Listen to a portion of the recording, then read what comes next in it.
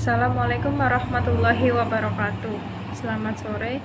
Perkenalkan, nama saya Kansa Aulia Mutia Devi dari Prodi Manajemen dengan nomor NIM 200404010035. Di video kali ini saya akan mereview materi tentang yang pertama ada pengertian dan hakikat pendidikan kewarganegaraan. Yang kedua ada identitas nasional dan yang ketiga ada integrasi nasional. Baik, di materi yang pertama saya akan menjelaskan tentang pengertian dan hakikat pendidikan kewarganegaraan. Apakah pendidikan kewarganegaraan itu? Pendidikan kewarganegaraan terdiri dari dua kata, yaitu pendidikan dan kewarganegaraan.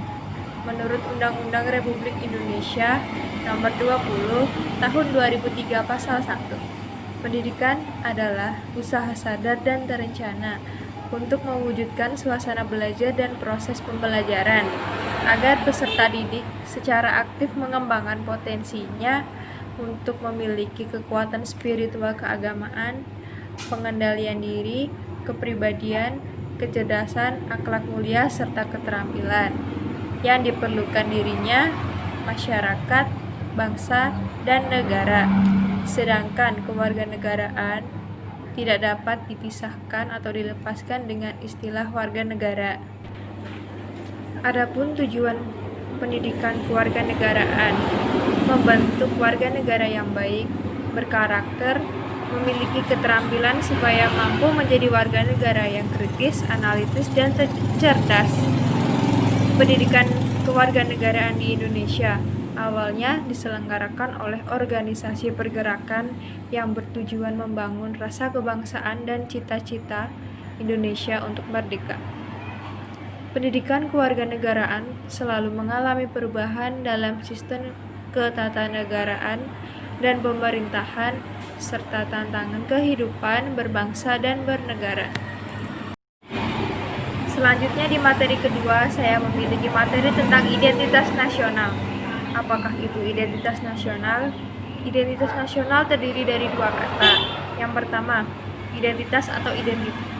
Identitas atau identiti adalah ciri-ciri atau jati diri yang melekat pada seseorang atau sesuatu yang memiliki ciri khas tertentu. Sedangkan nasional adalah kepribadian nasional. Jadi, identitas nasional adalah salah satu ciri khas suatu bangsa yang berbeda antara satu negara dengan negara yang lainnya yang jelas memiliki kekhasan tertentu.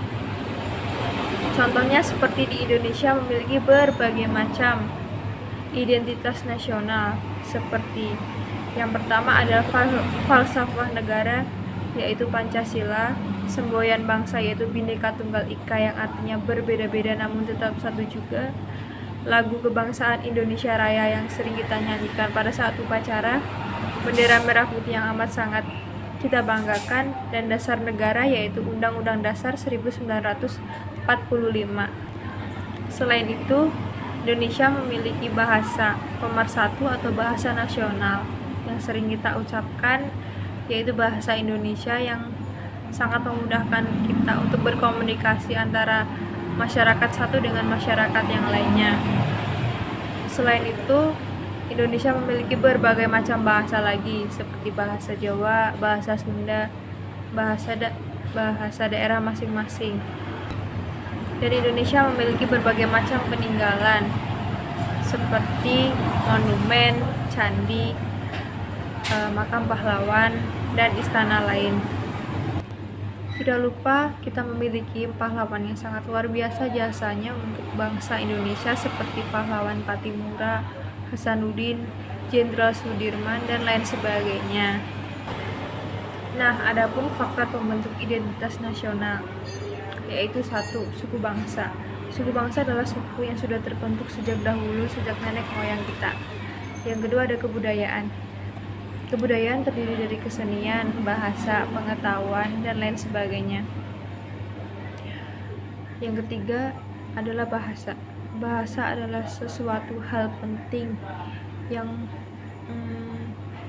sangat berguna untuk menyatukan masyarakat satu dengan masyarakat yang lainnya dan sebagai bahan untuk komunikasi.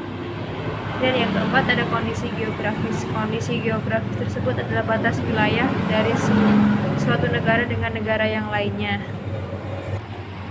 Kita seharusnya bersyukur dengan adanya identitas nasional yang dimiliki oleh Indonesia, karena dengan terwujudnya identitas nasional dapat mengikat eksistensinya dalam hubungan internasional yang pasti akan dihargai oleh negara lain dan dapat mengikuti kemajuan globalisasi dunia. Baik, kita memasuki materi yang ketiga tentang integrasi nasional. Integrasi nasional adalah usaha atau proses mempersatukan perbedaan yang ada pada suatu negara sehingga terciptanya keserasian dan keselarasan secara nasional. Sedangkan integritas secara politis yaitu penyatuan berbagai kelompok budaya sosial dalam kesatuan wilayah nasional yang membentuk suatu identitas nasional. Adapun faktor terjadinya integritas nasional. Yang pertama adalah faktor pendukung atau faktor terbentuknya. Yang pertama adanya nasib, adanya kesamaan nasib bangsa dan terjadi. Yang kedua rasa cinta oleh tanah air, dan yang ketiga keinginan untuk bersatu. Dan adapun syarat terbentuknya integritas nasional. Yang pertama ada anggota masyarakat saling memiliki rasa bahwa mereka saling membutuhkan satu sama lainnya. Yang kedua, terciptanya kesepakatan bersama mengenai norma-norma yang akan dijadikan oleh pedoman daripada masyarakat tersebut. Selain itu, adapun faktor penghambat daripada integrasi nasional yaitu yang pertama ancaman dari luar atau terorisme, yang kedua kondisi masyarakat yang heterogen, yang ketiga kurang meratanya pembangunan. Contoh kasus yang mengancam integrasi nasional. Yang pertama ada ancaman fisik seperti agresi militer Belanda di Indonesia, penjajahan bangsa Eropa di Indonesia, penembakan kapal patroli yang ada di Malaysia dan lain sebagainya. Dan yang kedua ada ancaman ideologi. Yang pertama maraknya berbagai kebudayaan baru dari luar. Yang kedua propaganda asing, dan ketiga campur tangan politik dari badan asing yang ada di Indonesia. Demikian review tugas yang dapat saya sampaikan dalam video ini. Kurang lebihnya saya mohon maaf. Wassalamualaikum warahmatullahi wabarakatuh.